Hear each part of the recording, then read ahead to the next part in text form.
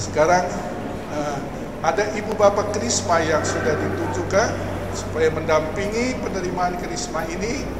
Artinya kita hidup dalam gereja, kalau ada suka dan duka, kita tidak sendirian, ada yang mendampingi.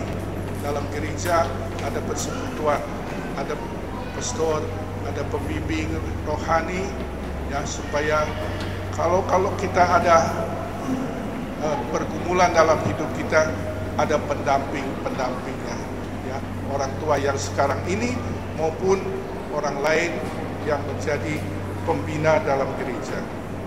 Saya akan mulai dengan mohon berkat Tuhan bagi Ibu Bapak Krisma, lalu sesudah itu kita mulai dengan pengurapan satu persatu.